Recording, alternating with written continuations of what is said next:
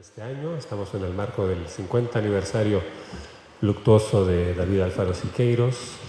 La semana pasada tuvimos la conferencia, después de la ceremonia en el Panteón de las Personas, en la Rotonda de las Personas Ilustres, tuvimos la conferencia con Alberto Híjar, con el legado artístico y político de Siqueiros. Y normalmente cada año hacemos conferencias, ¿no? En el marco del aniversario luctuoso, y este año hemos cambiado un poco el formato, ¿no? Una propuesta de nuestro colega, ¿no? José Luis Viesca, que propuso hacer una siqueirada. Es decir, varias conferencias seguidas en vez de espaciadas, y también aprovechamos la ocasión, como estamos celebrando, además del 50 aniversario luctuoso, también el centenario del machete. Entonces, también con materiales del Centro de Investigación y Documentación Siqueiros, con investigación y curaduría de nuestra investigadora y responsable del Centro de Documentación, Mónica Montes, hemos preparado esta pequeña muestra de gabinete con materiales pertenecientes y que resguardamos aquí en la sala, que guardan relación con esta publicación, con el machete. Entonces, también espero que disfruten de la exposición, como de esta primera conversación que tendremos, ¿no?, en relación a esta importante, ¿no?, publicación histórica, el machete, que fue el órgano de difusión, ¿no?, del Sindicato de Trabajadores, Obreros, Pintores y Escultores, ¿no?, el SOTPE. Y tenemos especialistas en Siqueiros, especialistas en las publicaciones, en estos órganos de difusión, ¿no?, que utilizaron, ¿no?, también como recurso los artistas en esta época, lo cual también era una característica de un perfil artístico que se demarcaba también, digamos, del artista romántico, ¿no?, para vincularse un tanto a la figura, ¿no?, del artista, a la del obrero, y vincularse a través de sus ideologías, ¿no?, con las causas campesinas y las causas obreras. Entonces tenemos a Sureya Alejandra Hernández del Villar, quien ha investigado, ¿no?, extensivamente el tema de las publicaciones de los artistas, ¿no?, y los sindicatos. El SOTPE, ¿no?, hay una publicación bastante interesante, ¿no?, el que trata justamente, ¿no?, de esta aventura, titulada la aventura sindicalista, ¿no?, me corrige si algo me sale mal, algún dato, la aventura sindicalista de los pintores muralistas mexicanos, SOTPE 1922-1924. Entonces, muchísimas gracias por acompañarnos el día de hoy. Es doctora en Historia del Arte por la UNAM, ¿no? También tienes un postdoctorado en Historia, también por la Universidad Autónoma, ¿no?, de México. Y Miguel Ángel, quien también es alguien que tiene una larga historia con este espacio, pero es profesor de tiempo completo del Colegio de Estudios Latinoamericanos de la Universidad de Filosofía y Letras de la UNAM. Ha escrito también extensivamente sobre Siqueiros, entre libros relativamente recientes, pues está Poéticas del Arte Público, ¿no?, David Alfaro Siqueiros, Poéticas del Arte Público. Un libro también que me parece que es muy importante, si no me equivoco, se publicó en el 2016, el Siqueiros en sus palabras, breviario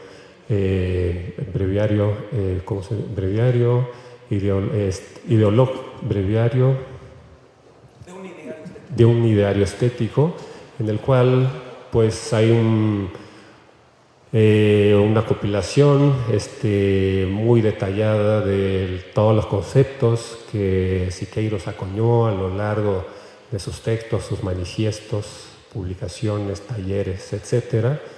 Como saben, Siqueiros inventaba, ¿no?, muchos conceptos para referirse a las innovaciones y su práctica artística y teórica. ¿no? Iba un poco todo esto de la mano. Y entonces Miguel Ángel es un experto en estética marxista en Latinoamérica, por lo tanto Siqueiros es uno de los temas obligados, ¿no? Para una persona que se dedica a este campo de la investigación, ¿no? Artística en este continente. Y bueno, empezamos con Sureya y luego podemos seguir con Miguel Ángel. La idea es que hagan una presentación, arranquemos esta serie de charlas y conferencias y podamos, ¿no? Después de las pláticas, poder abrir, ¿no? A poder tener una conversación o también pues, una conversación que puede surgir de preguntas o bien comentarios. Muchísimas gracias nuevamente, ¿no? Por venir y por su interés en estos eventos conmemorativos. Y bueno, pues sin más, arranquemos. Muchísimas gracias. Hola, buenas noches. Muchas gracias por la invitación. Fue una sorpresa y muy emocionante encontrarme aquí con esta pequeña exposición, que agradezco bastante, que estaba agradeciendo desde que llegué, porque tengo la oportunidad de ver una de las raíces de este impreso que tanto me apasiona, que es el machete. Con estas placas de grabado hicieron saltar mi corazón, entonces estoy muy emocionada. Gracias. Y bueno, el machete, el sindicato de obreros técnicos, pintores y escultores, o las distintas denominaciones que ha tenido en diversos momentos, en las menciones que se encuentran en la documentación, es un tema que me agrada bastante, que me apasiona mucho, en especial el análisis del periódico El Machete, que es un impreso que he revisado desde la experiencia de los muralistas y la publicación que estaba en manos del sindicato, pero también que he revisado desde mis intereses por el Partido Comunista y las publicaciones de izquierda. Entonces preparé un breve texto para no irme de largo y voy a dar lectura para ajustarme a los tiempos que hemos acordado. Entonces, me pidieron que para estas Siqueiradas y el aniversario que celebramos de los 100 años del machete, hablara sobre el SOTPE, el machete y los muralistas. En fin. Entre 1922 y 1924, los pintores muralistas transitaron entre andamios y vestidos de overol, recordando con su imagen que su oficio también correspondía al trabajo manual y que, entonces, con pleno derecho, podían ser reconocidos como obreros. El mezquino sueldo que recibían por pintar los excelsos murales de San Ildefonso y de la Sed, equiparable al que percibían los pintores de brocha gorda, refrendaría este argumento.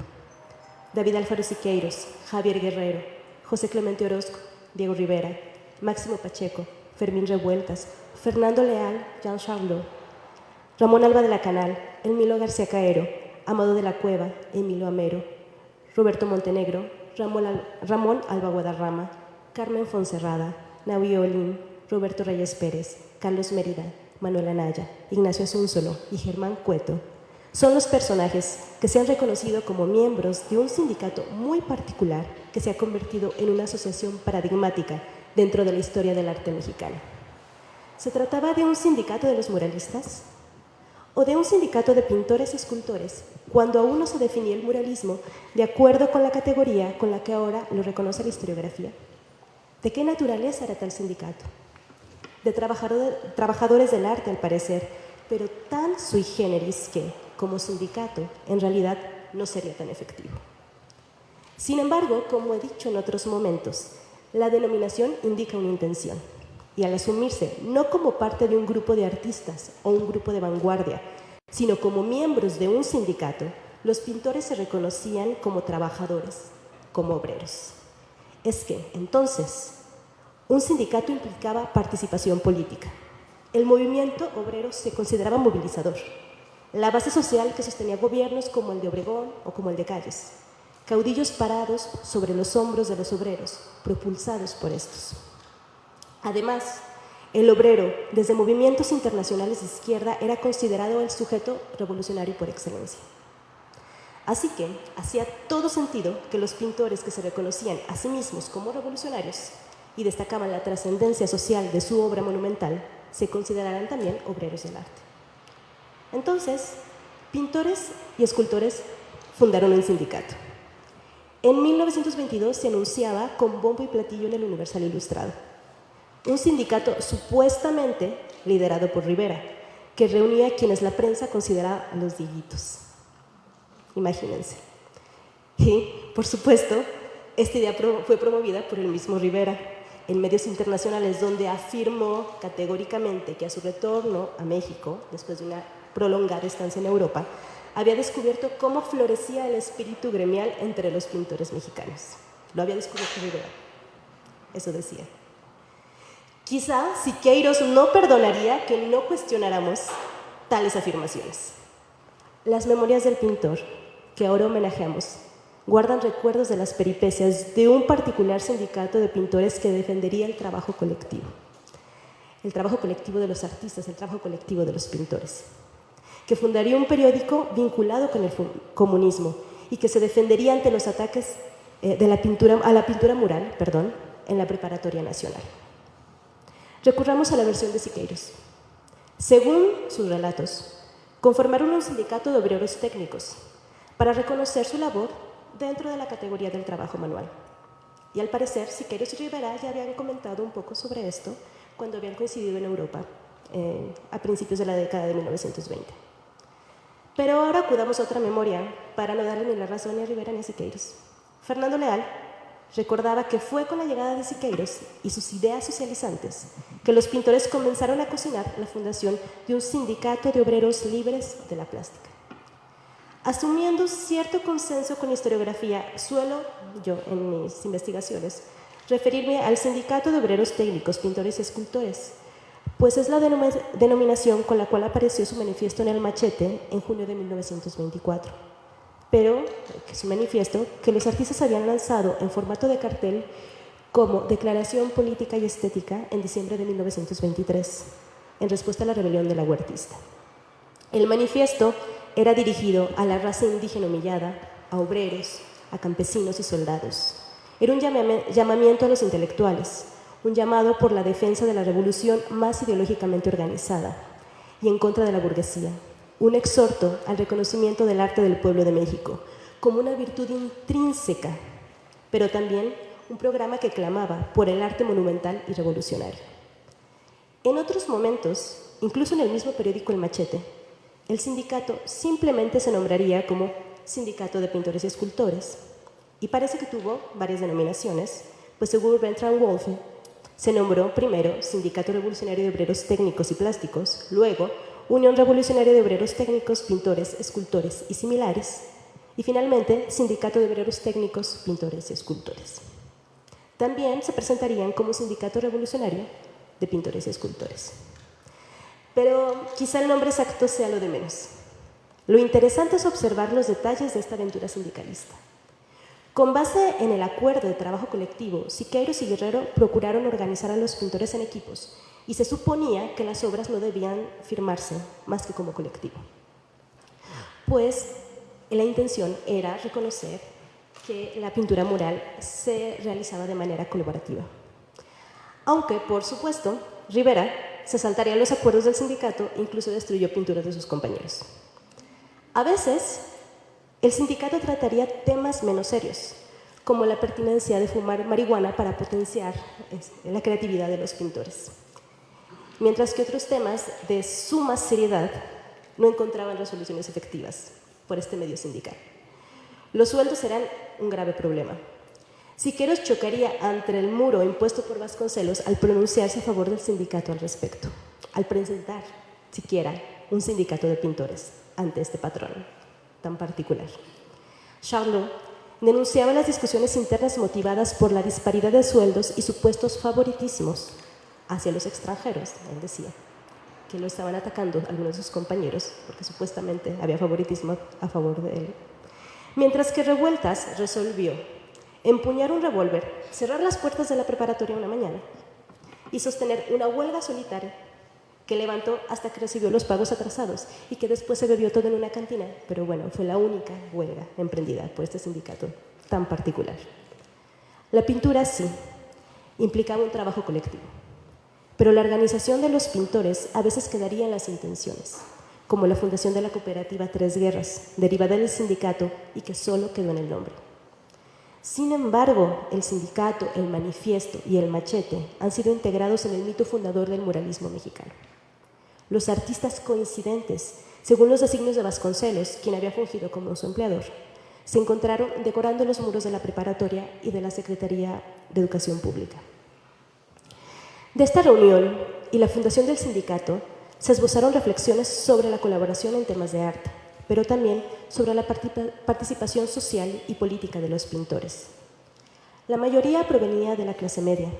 Varios habían realizado estancias en Europa y casi todos habían contado con una educación artística formal. Algunos habían marchado con las huestes revolucionarias y unos cuantos estaban afiliados al Partido Comunista.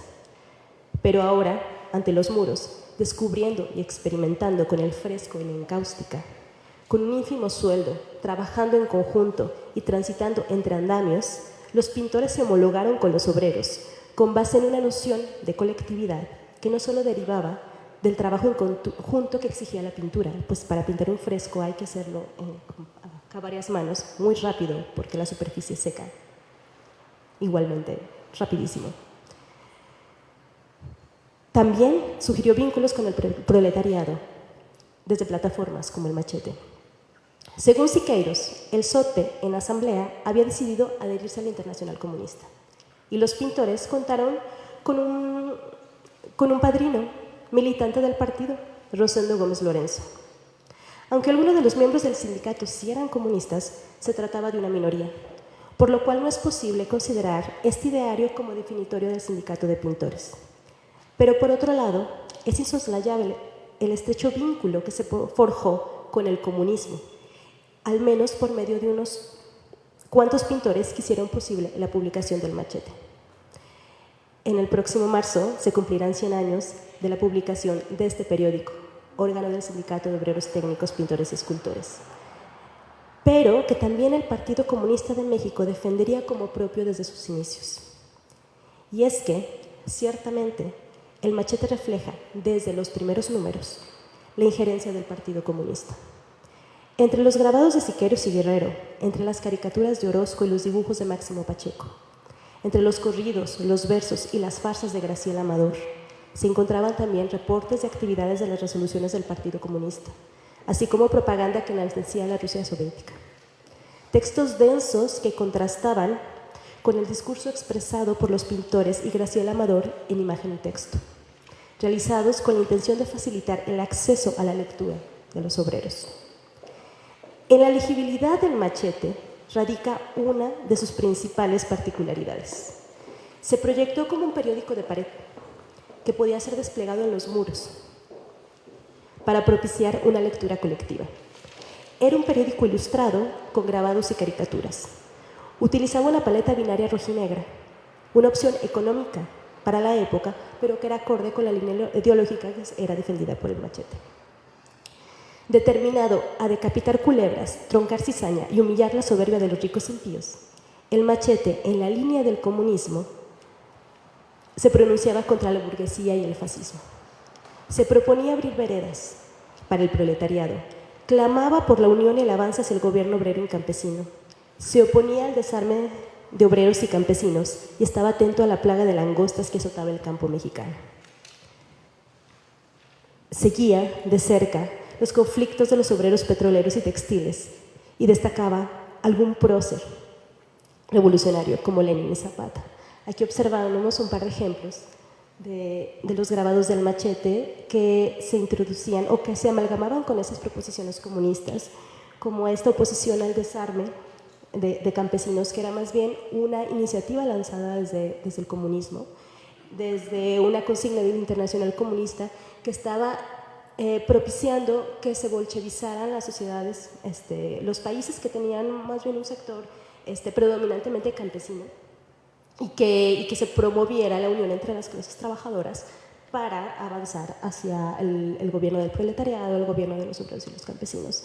Entonces, por eso mismo no es extraño que en esta imagen, y que está aquí esta placa preciosa, muchas gracias por eso, que en esta imagen que se refiere al desarme de los campesinos se incluya una figura de un obrero que indicaba entre imagen y texto, con el iconotexto, la unión de obreros y campesinos, la unión ideal de obreros y campesinos.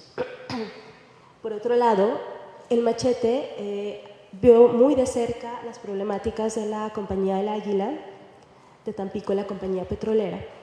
Y aquí también traigo este ejemplo, como las referencias y los ires y venires entre el Machete y que a pesar de que estuvieran tratando una problemática que era más bien de interés del Partido Comunista, no dejaba de estar presente la imagen del muralismo con este detalle que también se encuentra en los entrepaños de la Preparatoria Nacional, del antiguo Colegio de San Ildefonso.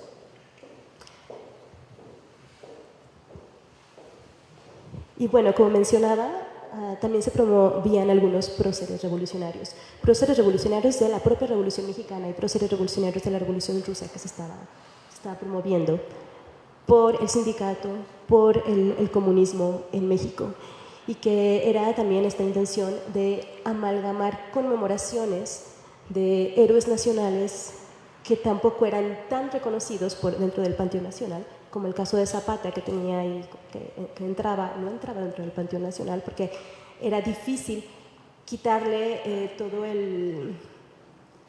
como la reputación de bandido que se le había forjado durante la Revolución. Y por otro lado, la imagen de Lenin, que buscaba insertarse dentro de una memoria colectiva impuesta desde el comunismo hacia los obreros, que se esperaba implantar hacia los obreros. Bueno, en ese sentido también cuestionaba las inconsistencias de la CROM, que animaba a los obreros a la cooperación con el patrón, imaginen. Y en momentos también defendía la pintura mural. Despojados de los muros, los pintores decidieron combatir desde el Machete, pero este combate no solamente se llevaría a cabo en términos estéticos. Antes bien, el periódico se involucraba en problemáticas primordiales para los trabajadores, apelando a la agencia de la prensa, actuando desde la trinchera ideológica de denuncia y propaganda. Ese también es un ejemplo de los momentos en los que el Machete se refrendó como órgano, totalmente como órgano del Sindicato de Obreros Técnicos, Pintores y Escultores, en la defensa del muralismo mexicano. Que bueno, como seguramente muchos sabrán, los estudiantes eran reticentes a que se invadieran los muros de su espacio educativo con lo que consideraban poco más que absurdas caricaturas. Y entonces hubo un enfrentamiento entre los pintores y los estudiantes, y este era un ejemplo de la defensa que se hizo, la defensa gráfica que se hizo en el Machete, sin soslayar esta línea ideológica que se presentaba desde los inicios, con los símbolos comunistas, con la estrella de 5 puntos de la Revolución Internacional, con el hoz y el martillo.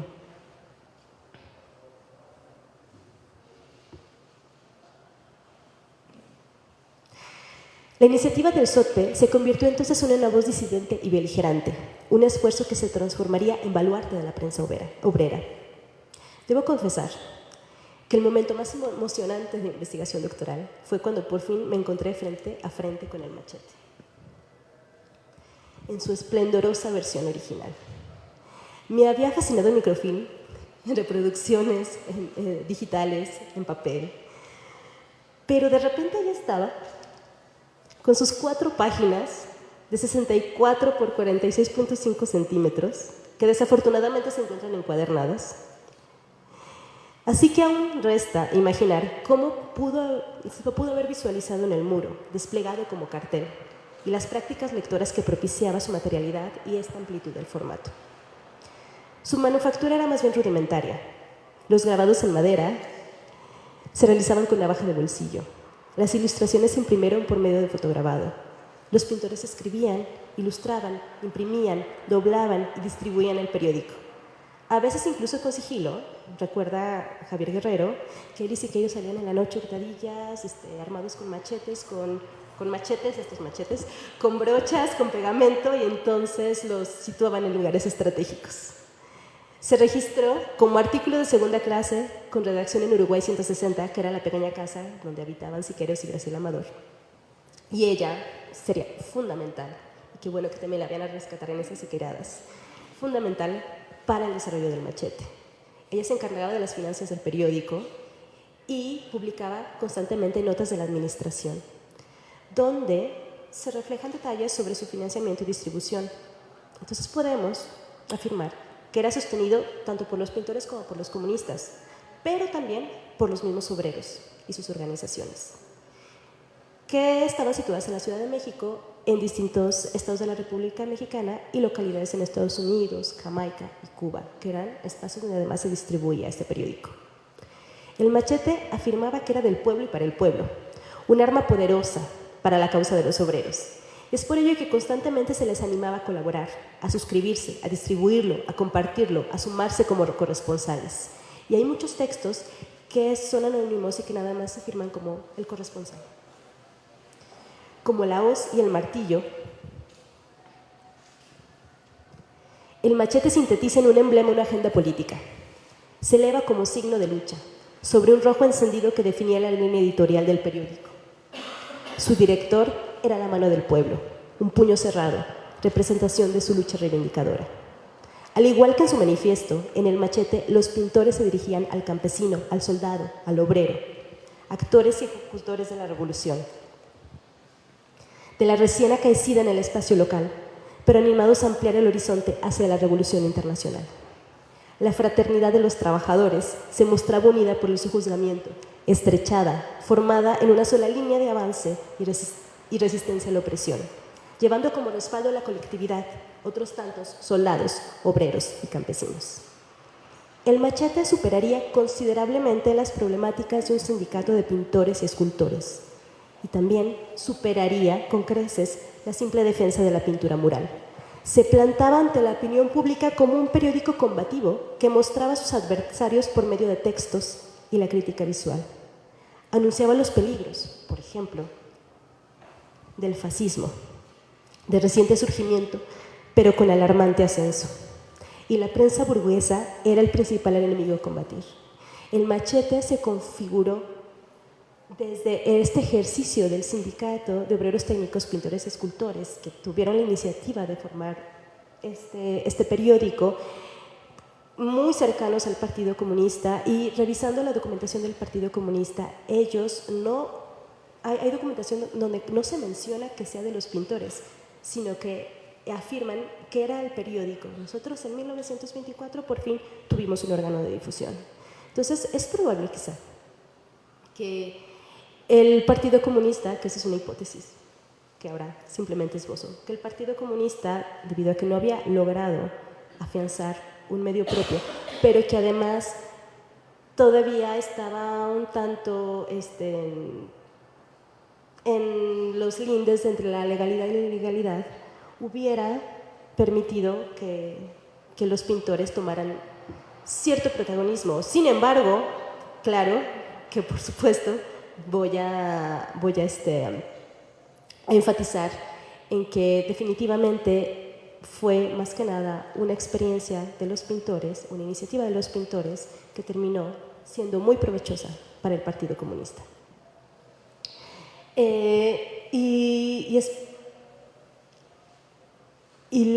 La prensa obrera definitivamente tuvo como gran ejemplo, y a partir de esta experiencia del Machete y a lo largo de la década de 1920, después de 1930, tuvo como referencia esta experiencia comunista, esta experiencia de los pintores. Y constantemente el Machete combatiría la prensa burguesa y definiría la prensa burguesa como el principal enemigo al que había que combatir. En fin, después de 8 números quincenales publicados entre marzo y julio de 1924 y 9 más de periodicidad semanal, en octubre de 1924, tras la disolución del Sindicato de Pintores, el periódico pasó a manos de la Liga de Escritores, Impresores y Dibujantes Revolucionarios, con José Rojas como responsable. Luego se convertiría en el órgano oficial del Partido Comunista de México y se mantendría así hasta 1938. Y bueno, yo con esto termino mi texto y agradezco mucho que hayan escuchado estas palabras. Cada vez que me aproximo al Machete, que observo las ilustraciones, que observo los textos, las relaciones entre los discursos del comunismo y de los pintores, la misma manufactura del periódico, me doy cuenta de que aún queda mucho por analizar, aún queda mucho por revisar. Entonces, los animo también a revisar el machete. Muchísimas gracias.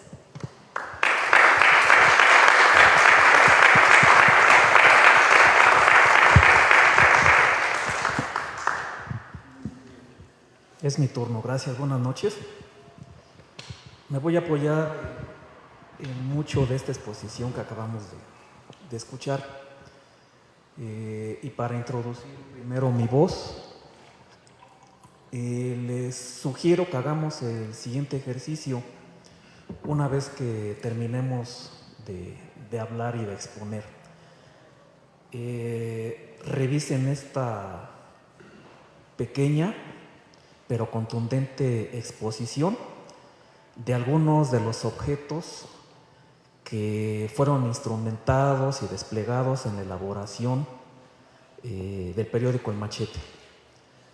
Es una pequeña pero contundente exposición porque particularmente me agrada a mí un elemento histórico que viene a sintetizar el impulso, el proceso y hasta cierto punto la conclusión de un primer periodo de elaboración y de trabajo editorial del periódico El Machete.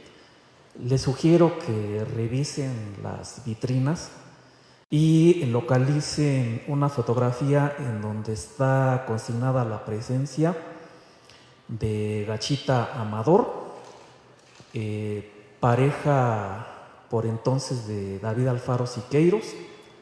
Además de ella está el abuelo de Siqueiros, mejor conocido como Siete Filos, y Siqueiros mismo. Es la pareja, Gachita Siqueiros y el abuelo. ¿Por qué digo que es una buena imagen que sintetiza el impulso, el proceso y la conclusión del primer periodo editorial del Machete? Porque ahí se concentra no nada más una biografía con 3 importantes participantes, sino que concurre un contexto que va más allá de las biografías individuales y que como contexto es la concurrencia diacrónica, es decir, a través de la historia de lo que hizo posible y vino a concretar toda la ideación de un órgano de comunicación como el Machete. Esto principalmente para que nosotros, a la luz de la historia, veamos la importancia de advertir cómo en ocasiones las biografías de personas en realidad son signos históricos más amplios y que hay que avistar en su carácter relacional. ¿Por qué he partido yo de esta imagen fotográfica en donde vemos juntos, muy amorosos, a Gachita Amador, a David Alfaro Siqueiros y al abuelo Siete Filos? Principalmente porque las biografías de ellos 3 vienen a sintetizar en un tiempo presente todo el continente de una historia de la cual son partícipes, pero también una historia con la cual van a romper políticamente, artísticamente, y algo que de manera muy singular siempre me ha interesado a mí.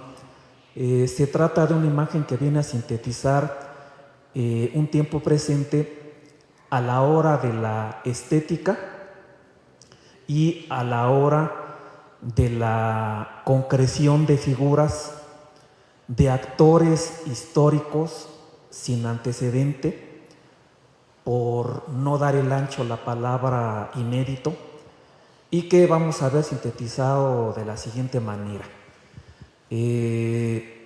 Siete Filos, el abuelo de David Alfaro Siqueiros, fue un chinaco, es decir, fue un combatiente del pueblo, un insurgente, un rebelde completamente popular de cara a la defensa de la República, del juarismo, y frente a las varias invasiones que sufre México en ese periodo, y en específico a la experiencia del Segundo Imperio por parte de Maximiliano de Habsburgo y Carlota. El abuelo fue un combatiente chinaco, y como combatiente chinaco va a venir a conformar a toda la chinacada, que en realidad es el pueblo armado en contra del imperio, y no nada más el pueblo armado seguidor de Juárez, el juarismo y la República.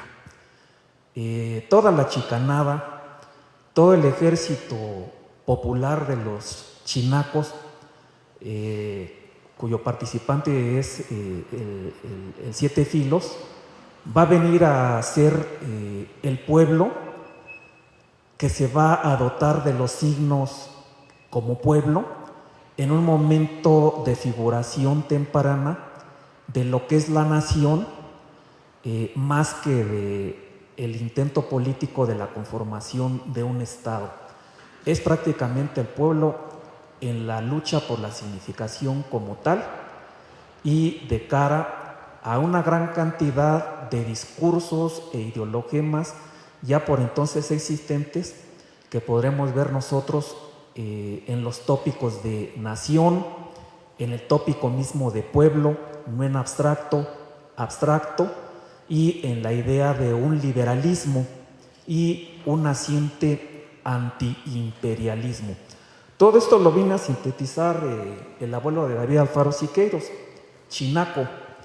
Esa imagen fotográfica es bien importante porque como combatiente, como militar popular, como rebelde constante que logra sobrevivir la experiencia del Segundo Imperio y que logra sobrevivir toda la experiencia del porfiriato y el porfirismo, es así como lo va a conocer Gachita Amador y va a encontrar prontas afinidades políticas, populares y rebeldes.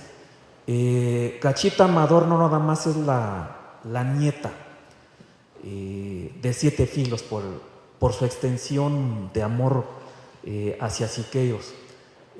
La afinidad hacia el Siete Filos que va a tener Gachita Amador va a radicar exactamente en que en él, en su anecdotario y en su propio carácter rebelde como persona, lo que ella misma es como joven mujer con una excelente formación escolar, conocedora de varios idiomas, predominantemente el francés y el inglés, y principalmente porque va a advertir en el abuelo Siete Filos lo que encontró como un buen impulso de amor hacia Siqueiros. Es decir, se dio allí no solamente una relación familiar política, sino un reencuentro de Gachita Amador en su formación escolar y en su formación asimismo política. Su padre igualmente tenía una formación liberal y el carácter rebelde de Gachita Amador la había cultivado su propio padre. Fue un buen encuentro histórico, un buen encuentro político, y esto es lo que explica el hecho de que en el abuelo Siete Filos hubiera encontrado quizás lo mejor de lo cual se enamoró en David Alfaro Siqueiros. Siqueiros es la tercera persona en esa fotografía, y Siqueiros sirve principalmente para venir a entender por qué esas tres personas son bien importantes para el periódico El Machete. Principalmente porque en esa fotografía vamos a ver la síntesis de la emergencia de una experiencia que va a ser bien importante, no nada más desde el punto de vista editorial, no nada más va a ser una importante experiencia desde el punto de vista político a la hora del afán por constituir una agrupación política como lo es un sindicato, una agrupación política como lo es el Partido Comunista, sino propiamente una agrupación de carácter teórico, de vinculación ideológica y con un afán completamente orgánico. Es decir, con la presencia del abuelo Siete Filos, vamos nosotros a ver la definición política popular que va a aprender Gachita Amador y David Alfaro Siqueiros de esa estafeta que les deja el abuelo Siete Filos, combatiente, insurgente popular chinaco, y al que no le cuentan nada en cuanto a las vicisitudes políticas y en cuanto a los signos necesarios de una nación que va a tener una reorientación en la definición de sus signos. Ya no el juarismo, ya no la defensa de la república, ya no el porfiriato, ya no el porfirismo, sino la emergencia en sentido estricto de lo que marxistamente podemos nosotros avistar como la emergencia y proceso de definición de las clases sociales y de la experiencia de la lucha de clases.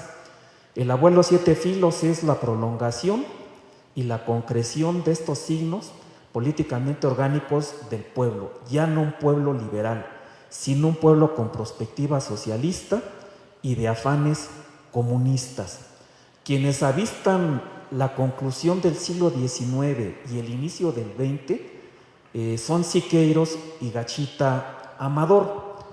En este orden, por eso es bien interesante ir más allá de las biografías y atender las complejidades de los contextos y las concurrencias que ellos tres van a venir a sintetizar. A propósito, el machete tiene una historia y quien hace esa historia del machete, quien mejor la refiere, es David Alfaro Siqueiros y Gachita Amador.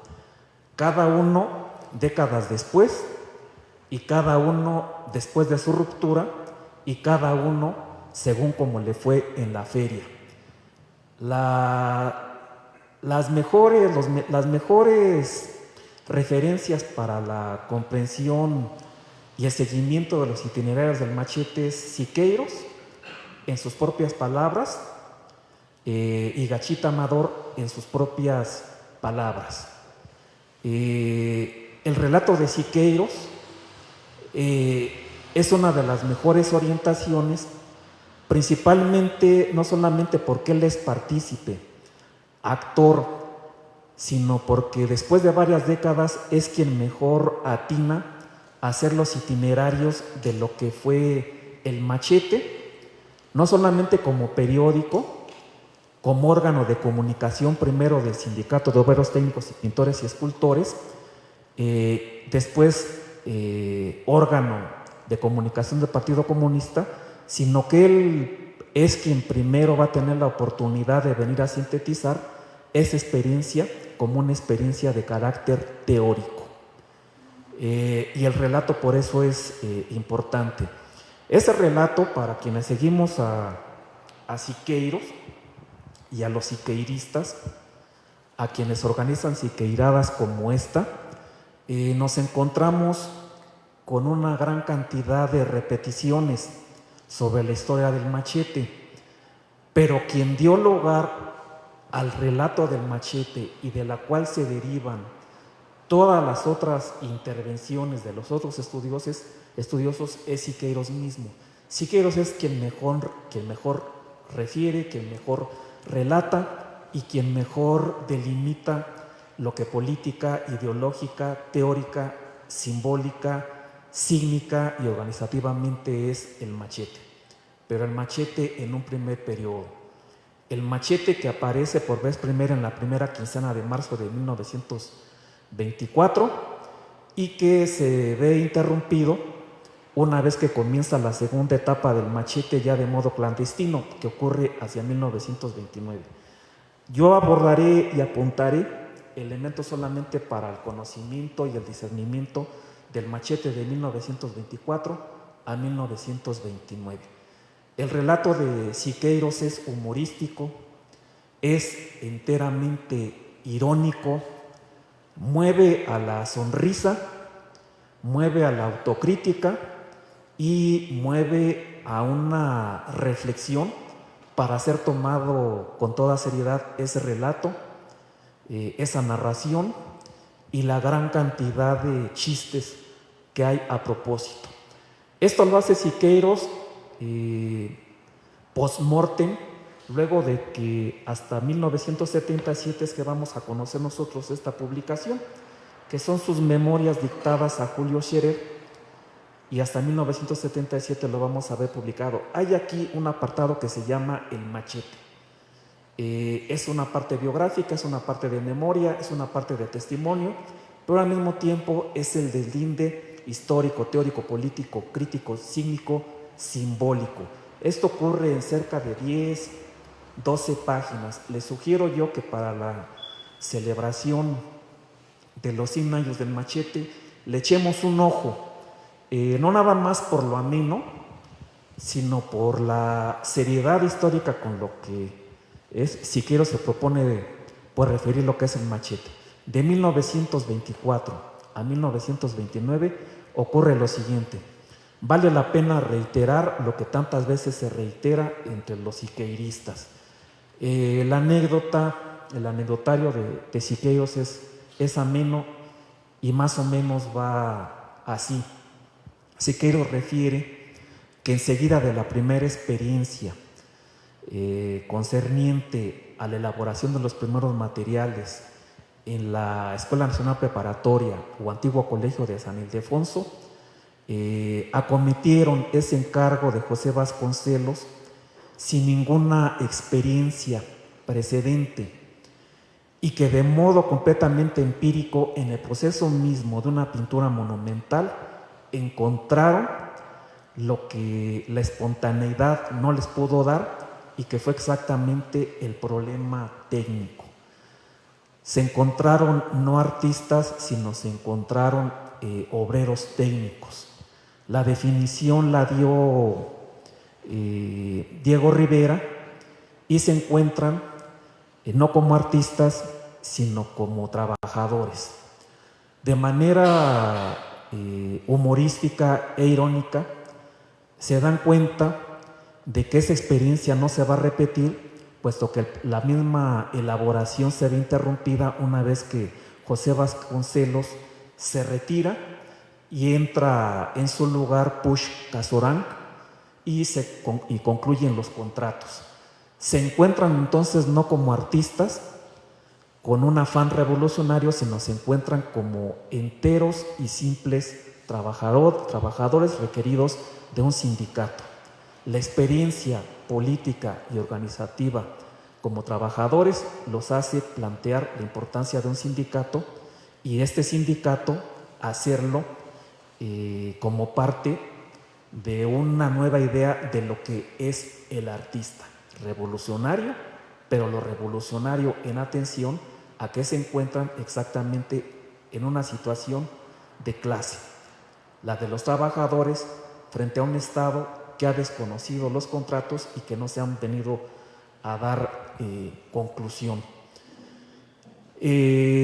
Conforman el sindicato e igualmente casi de manera simultánea idean dotar de un órgano de comunicación al sindicato que será el machete.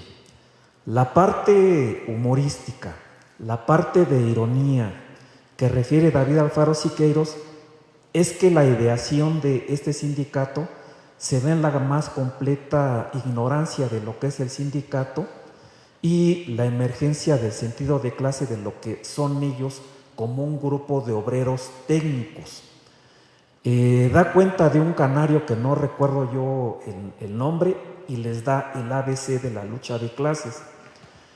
Y solicitan ese curso intensivo principalmente porque la única referencia concerniente a lo que es un sindicato y la figura de un artista revolucionario la daba por entonces solo Diego Rivera, por ser el mayor y por haber tenido un mayor contacto a toda la emergencia de la organización obrera en Europa. Y señala Diego Rivera que para no prolongar el campesinismo y el zapatismo misticista de Rivera, idean un órgano como el machete, y principalmente para anular toda metafísica y apuntar a un carácter completamente orgánico, con una definición de lucha de clases, como un periódico para el pueblo y principalmente para venir a separarse de toda una experiencia bohemia y concentrarse en una significación de lo que para ellos era el pueblo y la revolución. De modo tal que al separarse de su figura como artistas revolucionarios, se definen como trabajadores y el propio machete va a ser definido como un muro móvil. Es decir, lo que no se pudo continuar luego del encargo de Estado por la vía de uno de sus agentes, que fue José Vasconcelos, el muralismo en su posibilidad se va a convertir en un muro más, pero un muro móvil, multiejemplar, multireproductible, multireproducido. El machete, en su amplio formato, va entonces a adquirir toda la elocuencia gráfico, visual y multireproductible. La primera definición del machete va a ser la de un muro móvil, la de un periódico de pared y la redefinición del mural como gráfica multiejemplar o gráfica multireproductible. Es decir, el machete editorial, política y estéticamente se va a definir exactamente como muro móvil. De ahí el amplio formato, de ahí la elocuencia de su manufactura a dos tintas, rojo y negro, y pensando que ese muro móvil no solamente va a tener la dinámica y el afán de romper con el carácter estático del muro, sino con la dinámica principalmente del habla, de la oralidad y de la lectura pública y política de él. Es decir, Siqueiros con mucho humor dice: únicamente tenían como antecedente los retablos religiosos populares, de modo tal que una de las definiciones con mucha ironía y con mucha manufactura teórica, al no haber antecedentes, como el periódico El Machete y su formato, lo va a relacionar exactamente con los retablos religiosos populares que se encuentran en las iglesias, al interior o en el primer portón de toda iglesia. El machete va a tener un carácter laico, pero el antecedente como dispositivo es religioso. Y he aquí una propuesta de discernimiento del machete 100 años después. El machete, en su primera definición empírica hacia la emergencia de una estética popular de clase como periódico del pueblo, va a tener una referencia de discernimiento que es la del retablo religioso popular. El propio retablo de la Catedral Metropolitana es un discurso, y propiamente como discurso es la significación de una dimensión religiosa. El machete, en el decir de Siqueiros, no va a ser un retablo de carácter religioso, sino un retablo ya completamente político, popular y orgánico. Y de ahí la búsqueda de la máxima elocuencia. En un lapso, en un periodo en donde la mayor parte de la población, de lo que ya con un sentido de clase se denominaba y se refería como pueblo, va a tener principalmente un carácter móvil, a través del habla, y en donde él va a indicar que en lugar de encontrar imágenes religiosas, lo que se va a encontrar van a ser dibujos y grabados en madera. De modo tal que su primera definición gráfico, visual, política, orgánica, va a ser a modo de dibujos de corrido. Y es aquí donde entra la parte importante de Gachita Amador, quien idea, quien deslinda toda la parte política, toda la parte orgánica, estético-gráfica es Siqueiros, pero quien lleva a cabo toda la manufactura y concreta esta idea de dibujos de corrido o de retablo religioso popular, pero ya con un carácter laico, con un sentido de clase, es decir, en un periodo no de transición, sino de ruptura, va a ser Gachita Amador. Gachita Amador es la responsable de los corridos, y los grabados y dibujos se encargará David Alfaro Siqueiros, Javier Guerrero y José Clemente Orozco. Y he aquí esta primera experiencia estético-embrionaria de la cual se va a burlar mucho Siqueiros. Él señala, fue Javier Guerrero, fue José Clemente Orozco, no le da crédito a Gachita Amador por machín, pero indica que el machete va a dar cuenta exactamente de una estética que embrionaria iba a determinar la gran cantidad de eventos que iba a tener el muralismo, más allá del carácter estático de lo que es el muro. La primera ruptura política, estético, gráfico, visual que acontece en el machete ocurre a las 3 o 4 ediciones del machete. Diego Rivera renuncia y es expulsado del sindicato porque él sí acepta el encargo burocrático de Push Casoranc, que toma la estafeta de José Vasconcelos y comienza a trabajar en los murales de la Secretaría de Educación Pública. De modo tal que dice Siqueiros lo balconea bien y bonito como buen amigo, que ahora llamado Fuego Amigo, lo balconea diciendo que si acaso solamente escribió un artículo y siempre se negó a entregar colaboraciones visuales. Diego Rivera salió como a los 3-4 meses y jamás volvió a tener presencia en el machete. ¿Quién se queda al frente del machete? Siqueiros como director, pero como instrumentadora de todo el proceso editorial, como administradora de dibujos, de corridos, es Gachita Amador. Pero Gachita Amador no nada más como administradora, como hacedora principal de los corridos, sino también como una importante interlocutora y hacedora de estos deslindes, exactamente no nada más editoriales, sino políticos y sígnicos, que aprendió, que constató y que llevó a certeza exactamente con sus diálogos y sus relaciones de afinidad con el abuelo Siete Filos. Y principalmente porque todo esto lo avista Siqueiros en su viaje a Europa, en su estancia exactamente hacia 1922, 1928, en diferentes itinerarios, y porque Gachita Amador misma, conocedora del inglés y del francés, igualmente atestigua todo esto en el mismo corazón de Europa, en la ya por entonces emergente Escuela de París y la gran cantidad de organizaciones y de publicaciones que emergentes eran afines a el machete. Después de 100 años, ¿qué es lo que puede uno venir a rescatar? ¿Y qué es lo que uno puede venir a revalorar de lo que Siqueiros mismo, como él mismo únicamente pudo venir a dar cuenta?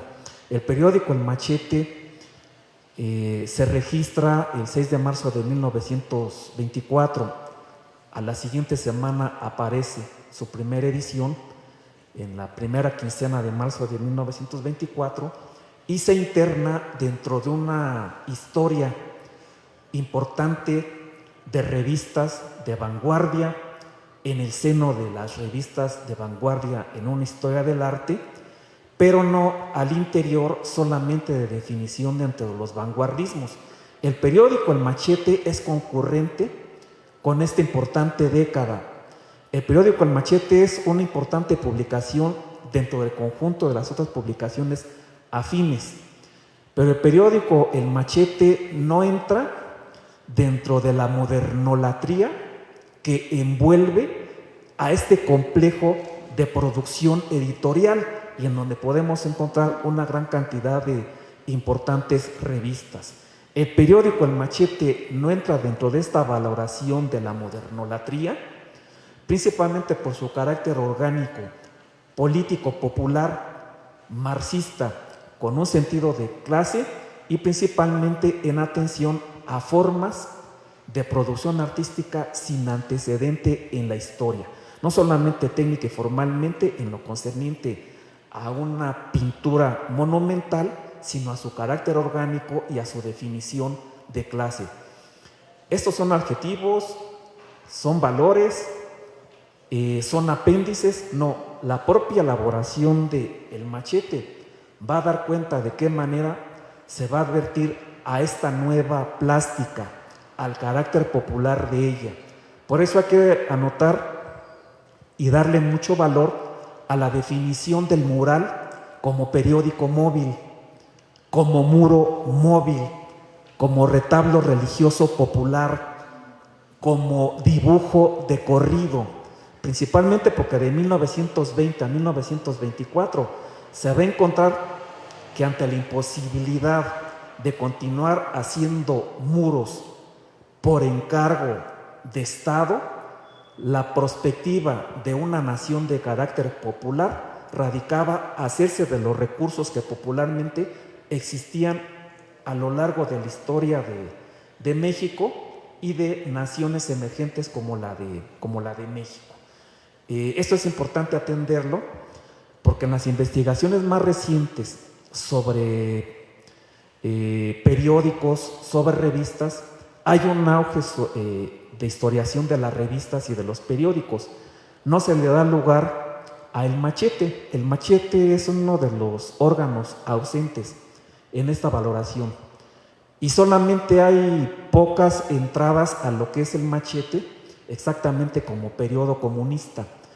Pero así como El Machete no entra dentro de la modernolatría de las revistas de vanguardia, en tanto que no pertenece como periódico a la historia del arte a través de ismos, así tampoco en las entradas a la historiación de periódicos comunistas, El Machete no es visto exactamente en su valor exactamente de una revista que orgánica, que militante, debe lo orgánico y lo militante a la fuerza política de su elocuencia visual y artística. Es decir, es un periodo artístico revolucionario, en donde lo artístico y lo revolucionario no son apéndices de ideología ni apéndices de discurso, sino que orgánicamente en su elaboración es exactamente política y popular. Siqueiros, en el apartado el Machete va a indicar algo teórica, política, ideológica y artísticamente algo muy importante y muy contundente. Él va a señalar que de no ser por el periódico El Machete, los artistas revolucionarios que se reconocieron con un sentido de clase nunca hubieran podido sobrevivir. ¿Sobrevivir en qué orden?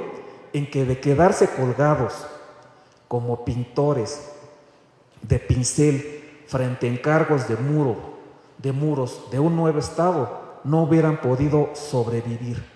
Sobrevivir en el sentido de que nunca hubieran podido reconocerse como trabajadores. El reconocerse como trabajadores les dio el sentido de clase y de encontrar exactamente en la militancia y en su afán orgánico de que su trabajo radicaba exactamente hacer vida de trabajador, de obrero técnico. Esto no es nada más parte de un discurso, parte de una ideología, sino que propiamente es lo que va a enseñar El Machete. Es decir, El Machete para David Alfaro Siqueiros, en sus términos va a indicar que fue la tarjeta de presentación al interior, en el seno del pueblo, y que van a ser reconocidos no como artistas revolucionarios, sino exactamente como organizadores sindicales. Estos van a ser los itinerarios del primer periodo del periódico El Machete, de 1924 a 1929 y de 1929 a 1934, cuando tiene todo el periodo clandestino como periódico, debido exactamente a toda la avanzada de represión que ocurre de 1929 hasta 1934, y con la entrada de Lázaro Cárdenas ya como presidente, y echando a un lado toda la experiencia del maximato y toda la experiencia burocrática de la conformación de los sindicatos. Si quieres, va a decir que sin la experiencia del machete no hubieran sobrevivido, y no hubieran sobrevivido exactamente porque no se habían encontrado con el principal espectador del arte que ellos estaban proponiendo para entonces. Siqueiros va entonces a anotar la importancia política de ese periódico. Va a anotar la importancia de los itinerarios de El Machete como periódico. Va a anotar en El Machete las propias vicisitudes del muralismo ya como proceso político, como proceso militante. Siqueiros va a indicar que en ese lapso va a haber una transformación, el de artistas que en un momento fueron revolucionarios, insurgentes, como él, van a dar lugar ya no a revolucionarios, insurgentes, sino a artistas revolucionarios, y a espaldas de lo que para entonces el muralismo ya era hacia 1929. Es decir, un muralismo que con el esplendor de su prestigio se había convertido en un discurso no solamente de nación, sino de Estado, con todo el prestigio ya para entonces, hacia 1929, de una gran cantidad de turistas y del propio Estado gringo, que veía con simpatía exactamente este lapso revolucionario en pintura, pero porque de una u otra manera el imperialismo norteamericano estaba avistando resignificar toda la experiencia de la colonia para extender exactamente los nuevos signos, y que eran propiamente los del imperialismo. Siqueiros da cuenta de qué manera en este lapso de la emergencia del muralismo hasta la conclusión del primer periodo del periódico Machete, ve la importancia de la emergencia de un sentido de clase y la emergencia política del mural, ya no como encargo de Estado, sino como una experiencia completamente popular. Este es un deslinde bien importante de Siqueiros, del primer periodo del periódico El Machete, principalmente porque de 1929 a 1934, durante el clandestinaje, vamos a ver toda la avanzada del Estado, de la nación, y en la conversión de artistas revolucionarios en burócratas, en profesores de dibujo y en artistas con encargos menores por la vía del Estado. Es decir, de 1922 a 1929 vamos a ver no solamente una experiencia artística que da lugar a un concepto de pintura monumental, sino que vamos a ver un concepto y un deslinde político de lo que es el arte, una caracterización de lo revolucionario del arte y propiamente el anclaje de una estética que le dio exactamente el Machete, y no tanto el carácter procesual de los muros en su carácter solamente artístico. Es decir, ¿qué es el periódico El Machete hacia 1924 y 29? Es el anclaje, el despliegue y la prolongación política de un discurso visual monumental con todo un carácter de clase, marxista, socialista y de perspectiva comunista. Todo esto ocurre rompiendo con un liberalismo, imaginando un socialismo apostándole a una significación de un comunismo posible por venir y prácticamente a un rompimiento con una estética liberal, con un criterio político conceptual con respecto a una historia liberal del arte y a una recaracterización de lo que es el artista. ¿Por qué lo revolucionario y lo político del arte que se concreta en el Machete es importante verlo no como apéndice? Porque David Alfaro Siqueiros, cuando va a definir al periódico El Machete como un mural móvil o como un periódico de pared o como un retablo religioso popular o como un dibujo monumental de corrido, es que él exactamente está tratando de romper teórica, política, ideológica, simbólica y cínicamente, no nada más con el valor de bohemia y con el valor idealista en una estética, sino que va a estar avistando en el muro, en el muralismo, en su proceso, a través del carácter militante de El Machete, va a estar observando ya no a un nuevo artista, sino a una nueva ciudadanía. Y al Machete, al muralismo, lo va a acompañar un conjunto de conceptos bien importantes para entender al muralismo en sus avatares futuros. Habrá que entender entonces al muralismo, al mural, al Machete bajo la figura del artista ciudadano o el artista cívico o el arte cívico. ¿Qué es el artista ciudadano? Este artista, que además de ser un obrero técnico, es un artista con un sentido de clase y cuya apuesta estética es la de una estética que se concreta en los procesos materiales, técnicos, y en donde el proceso material técnico significa vinculación y discernimiento estético sensible de lo que es lo popular, es decir, la lucha de clases en el momento de la significación visual. Por eso digo yo que habrá que ir más allá de ver en lo revolucionario y en lo político del arte muralista solo un apéndice o solo un adjetivo. Por eso importa celebrar el periódico El Machete. El periódico El Machete, para ya concluir, es esto. El periódico El Machete es algo más que importante dentro de una historia de las publicaciones de vanguardia en la década de los años 20. El periódico El Machete es algo más que un órgano de comunicación de un sindicato, luego del Partido Comunista. El periódico El Machete es un lugar de lugares. El periódico Machete tuvo una sede en Uruguay, Isabel la Católica, ya no me acuerdo cómo es la calle. En esa esquina estaba la cantina La Vaquita, ahora es la sede de una escuela de cine. En esa sede concurrieron todos los internacionalismos socialistas, comunistas y todas las organizaciones antiimperialistas. El Machete, por eso es un lugar de lugares, es como proceso político revolucionario con un sentido de clase, un lugar. Como lugar propiamente desde el punto de vista estético viene a dar cuenta de lo que Michel Foucault llamó heterotopía.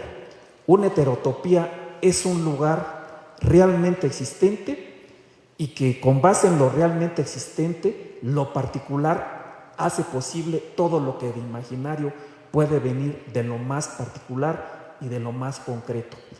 El periódico El Machete, en sus itinerarios, en sus diferentes periodos, se ven todos los itinerarios y avatares de la experiencia de los comunismos en México, de las subordinaciones de un arte que revolucionario en un determinado momento se convirtió en realismo socialista, en todos los itinerarios de experiencias de comunismos que con un carácter chinaco, antiimperialista, nacionalista, popular, se convierte en subordinado de la Internacional Comunista y de los estalinismos. Todo eso es El Machete en sus diferentes periodos. Pero de 1924 a 1929 vamos a encontrar que El Machete, más allá como publicación, es un lugar de lugares con todos estos itinerarios. Es decir, exactamente muro móvil. Muro móvil, ¿en qué sentido? De que es un espacio cuya significación se debe a los propios itinerarios de ciudadanías no sujetas a burocracias de Estado, no sujetos a conceptos idealistas de arte y mucho menos sujetos a directrices así hayan sido de la Internacional Comunista. Es decir, el periódico El Machete editorialmente tiene como dispositivo político revolucionario un núcleo multívoco, un núcleo heterogéneo, contradictorio políticamente. He ahí la riqueza de David Alfaro Siqueiros en este primer periodo, y he ahí la riqueza no solamente gráfico multireproductible o visual en el primer periodo del Machete, sino la importancia semántica y la importancia política que le dio en este caso Gachita Amador. Gachita Amador le dio exactamente el carácter móvil al Machete que el muro no tenía, el muro estático, el primer muro fundacional por encargo de un nuevo Estado.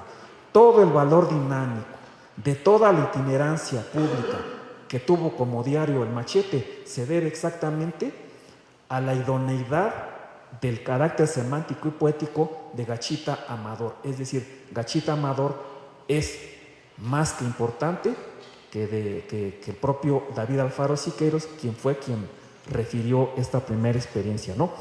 Bueno, hay una gran cantidad de otras posibilidades de caracterización del Machete. Yo me encargo principalmente de asuntos de carácter estético, teórico, pero creo que si no todos son siqueiristas y siqueirianos, pues de repente vale un poco la anécdota y el relato, ¿no? No estoy yo propiamente en un seminario de posgrado ni en una universidad. De lo que se trata es exactamente de concurrir con Siqueiros y lo que tiene de elocuente, como esta pequeña exposición. Bueno, aquí me quedo, no sé cuánto tiempo me habré llevado, pero prometo ya no extenderme. Gracias.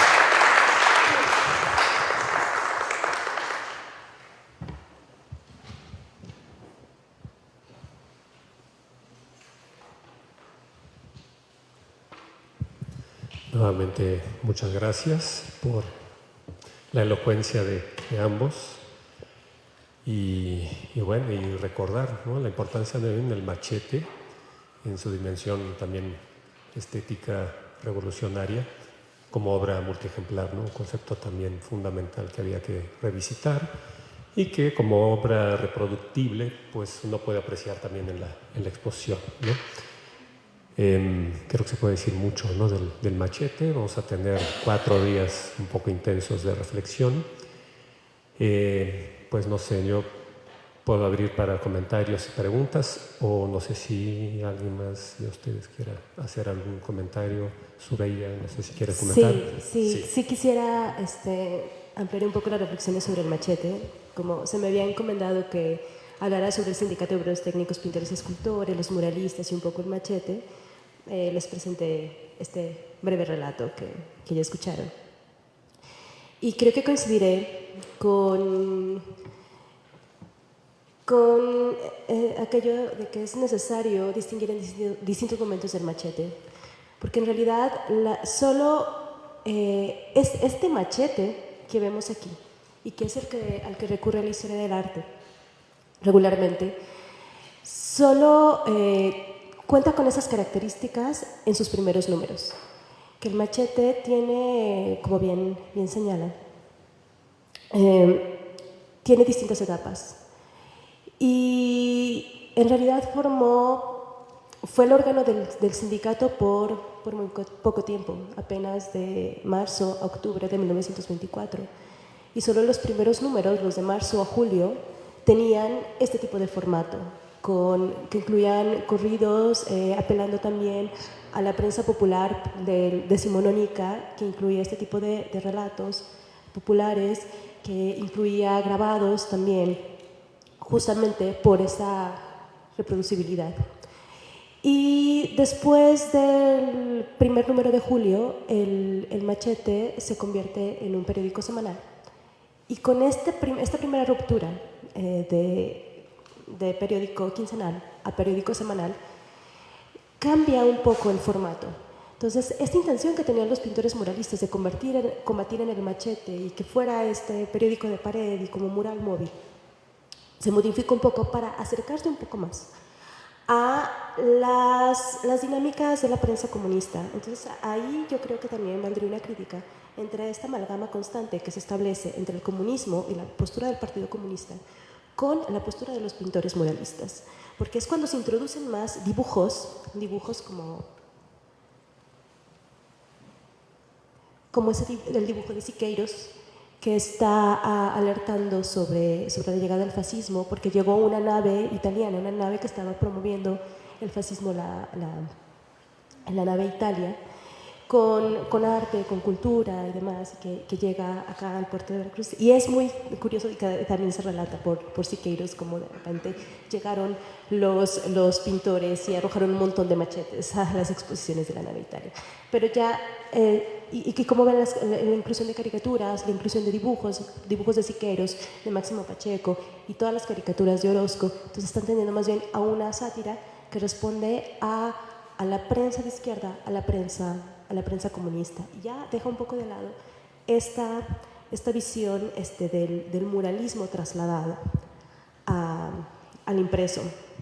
Por otro lado, también cabe señalar que este gran formato de 64 por 46.5 centímetros cambia a partir de mayo de 1925. Entonces se reduce en formato de tabloides, 46 centímetros, y el machete ya no es, cuando vamos avanzando en su lectura a lo largo de los años, ya no es ese machete de los pintores muralistas, pero se ve todavía la mano de Siqueiros y la mano de Javier Guerrero, que Javier Guerrero sería el responsable del machete desde sus inicios, y que poco a poco se van desligando los pintores hasta que, bueno, durante el periodo de ilegalidad, del 29 al 34, pues ya se transforma en una cosa un poco complicada de publicar.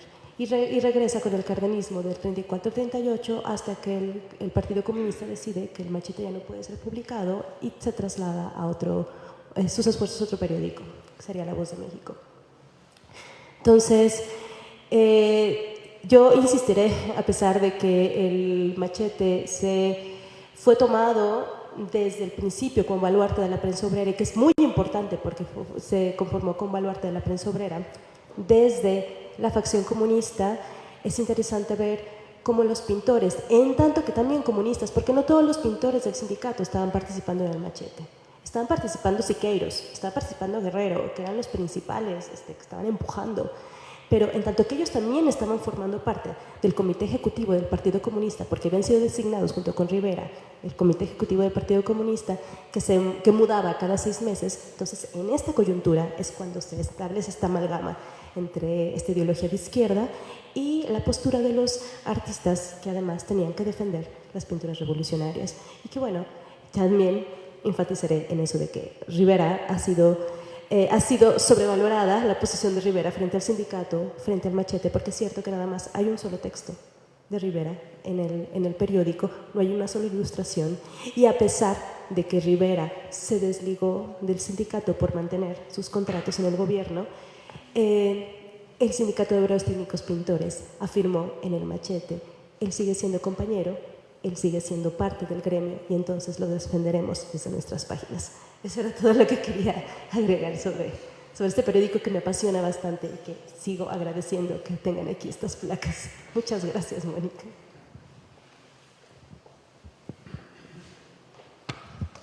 Bueno, sí, en lo que Willy, en lo que alguien prepara su intervención, yo nada más quiero recalcar esto. Dije lo siguiente: el machete es un lugar de lugares.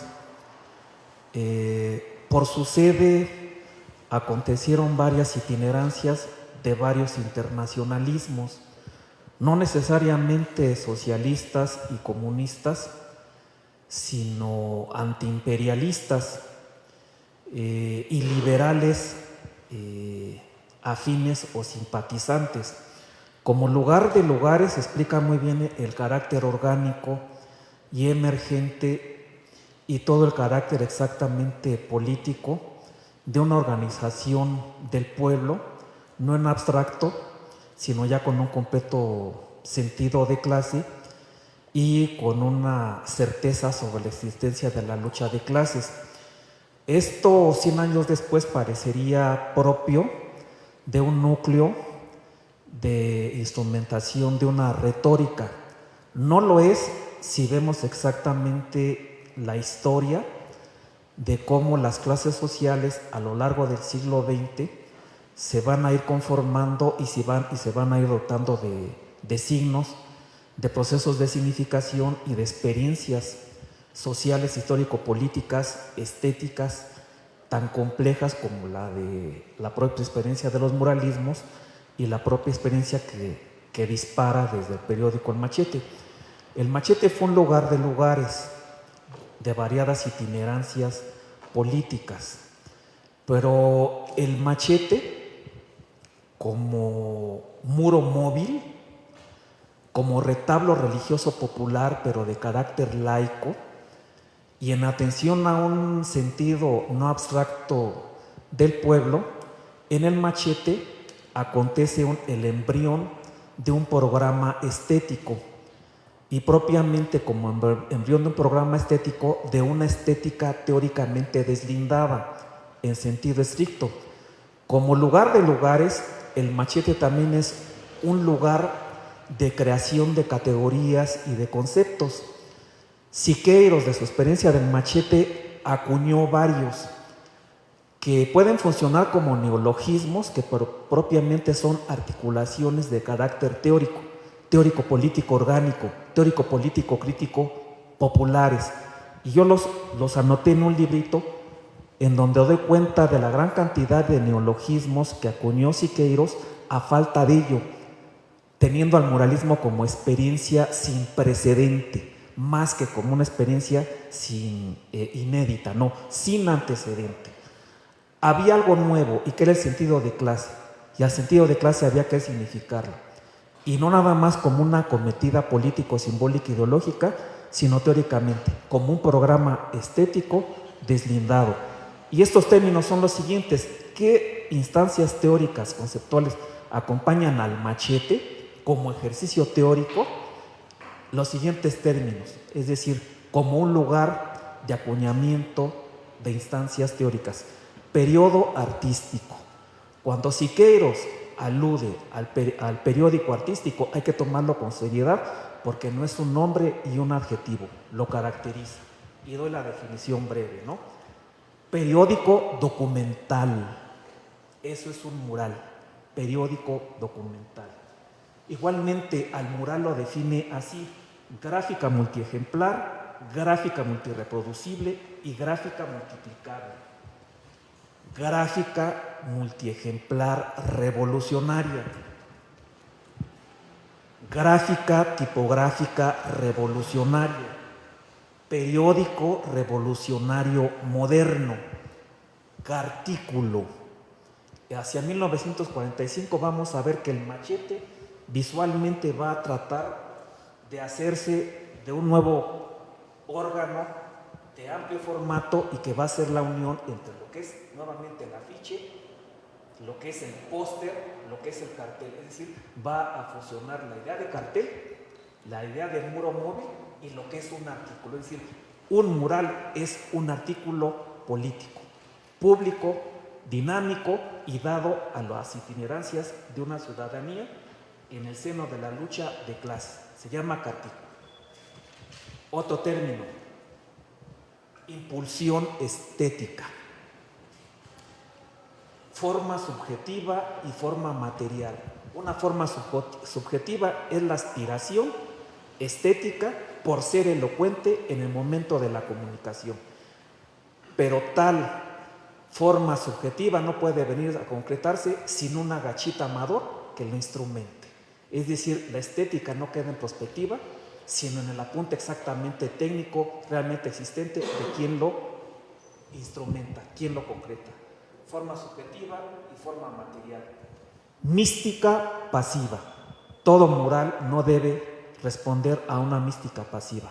Todo mural es público y por lo tanto es político y contradictorio, ¿no? Y bueno, de la experiencia multireproductible y dinámica, Siqueiros va a elaborar un concepto de política y un concepto de dialéctica. El machete, lugar de lugares, y el machete, lugar de anclaje de instancias teóricas, como el programa estético que advirtieron en sus primeros meses como necesidad, ¿no? Es lo que quería yo recalcar. Gracias. Muchas gracias, Miguel Ángel. ¿Alguien quiere hacer uso del...? Bueno, básicamente dos preguntas. Una, me llama mucho la atención la mención que hacen del Partido Comunista. ¿Desde cuándo se debe considerar la fundación del Partido Comunista? Que ahí fue, por ejemplo, ¿cuál es el inicio?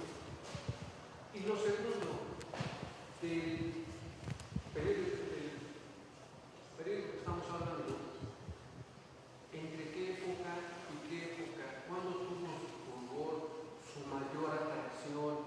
¿Cuándo fue más atractivo? ¿Cuándo fue más público? ¿Cuándo fue, llegó y penetró en la gente? ¿Cuál fue el detalle de eso? El Partido Comunista se fundó en 1919 en México. El Partido Comunista de México se fundó en 1919 con influencia de prácticamente de extranjeros. Dependía del Partido Comunista de Estados Unidos, pero también llegaron algunos extranjeros, principalmente de la India, que se habían estado moviendo. Gobierno de México.